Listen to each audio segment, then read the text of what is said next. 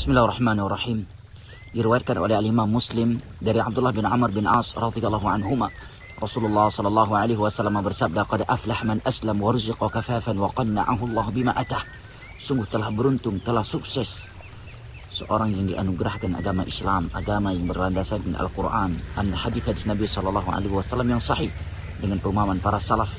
Diberikan rezeki yang mencukupkan. Rezeki yang mencukupkan itu sebagian ulama mengatakan satu hari dia kenyang dan satu harinya lagi dia lapar. Sebagian ulama yang lainnya mengatakan adalah rezeki yang mencukupkan kebutuhan pokoknya. Dan yang ketiga, Nabi katakan wa qanna'ahu Allah bima atah, dan Allah memberikan untuknya sifat qanaah, merasa cukup, ridha terhadap pemberian Allah Jalla wa Ala.